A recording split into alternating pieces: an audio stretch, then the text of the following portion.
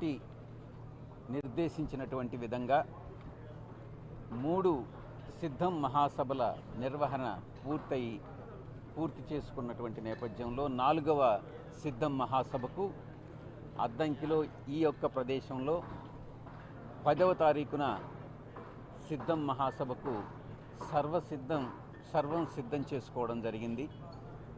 ఏర్పాట్లన్నీ కూడా త్వరితగతిన పూర్తవుతా ఉన్నాయి.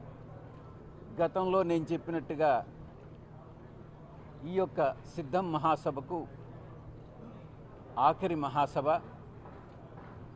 పొలిటికల్ క్యాంపెయిన్ గురించి చెప్పాను.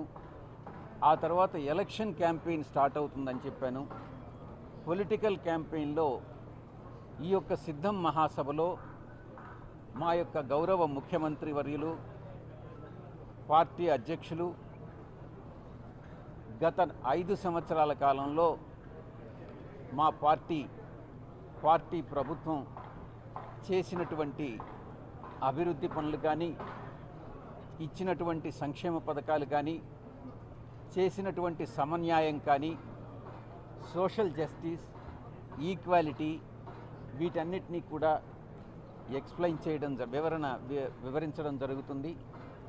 రాబోయేటటువంటి 5 సంవత్సరాల కాలం 24 నుంచి 29 వరకు పార్టీ పందాను, పార్టీ యొక్క విధి విధానాలని మరింత ఎలా ఇంప్రూవ్ చేసుకుని ఎలా మంచి సుపరిపాలన అందిస్తామన్నటువంటి విషయాన్ని గౌరవ ముఖ్యమంత్రి వర్యులు వివరించడం జరుగుతుంది. సభకు ఏర్పాట్లన్నీ కూడా 10వ తారీఖుకి పూర్తవుతాయి, 9వ తారీఖునే పూర్తవుతాయి. మా అంచనాల ప్రకారం ఈ మొత్తం వచ్చే వారి సంఖ్య, ఈ యొక్క సభకు హాజరయ్యే వారి సంఖ్య 15 లక్షలకి మించుతుంది అన్నటువంటి విషయాన్ని తెలుస్తూ ఉంది. ఎందుకనంటే స్పందన అపురూపమైనటువంటి స్పందన దీనికి వస్తూ ఉంది. దీనికి మీరు గత పత్రికా సమావేశంలో నేను మాట్లాడిన తర్వాత మీరు అడిగిన ప్రశ్న, ఈ యొక్క సభా ప్రాంగణం 100 ఎకరాలు మాత్రమే, 15 లక్షల మంది ఎలా పడతారు అన్నటువంటి అంశాన్ని మీరు ప్రస్తావించారు. ఈ విషయంగా నేను మీకు తెలియజెప్పేది ఏంటంటే, ఈ సభా ప్రాంగణం పక్కన ఇంకా కూడా 100 ఎకరాలు ఉంది.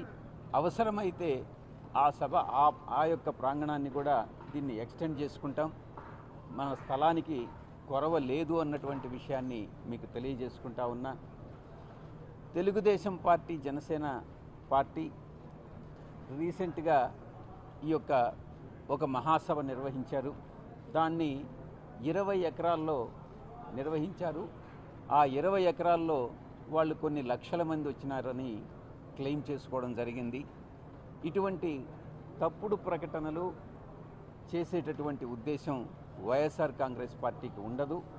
ఏదైతే నిజాలుగానే చెప్తామన్నటువంటి విషయాన్ని మీకు తెలియజేసుకుంటా ఉన్నాను. ఈ యొక్క సిద్ధం మహాసభ తర్వాత ఈ సిద్ధం మహాసభకి ఎందుకు ఈ సిద్ధం మహాసభ అని ప్రశ్నించినప్పుడు, సిద్ధం మహాసభకి ముందుగా, ఆఖరి మహాసభకు ముందుగా మా అభ్యర్థుల ఎంపికంతా కూడా దాదాపుగా పూర్తిగా వచ్చింది. తరువాత మేము మేనిఫెస్టోని తయారు చేసుకుంటా ఉన్నాం. దాదాపుగా దానిపైన డిస్కషను, మేనిఫెస్టో అంతా కూడా పూర్తయింది. మేము పోలింగ్ బూత్స్ ఏదైతే ఉన్నాయో పోలింగ్ బూత్ కమిటీలన్నింటినీ కూడా నిర్మాణం చేసుకోవడం జరిగింది. ఒక్కొక్క పోలింగ్ బూత్కి 15 మందిని ఎంపిక చేసుకోవడం జరిగింది. వాళ్ళందరికీ కూడా ట్రైనింగ్ ఇవ్వడం జరిగింది.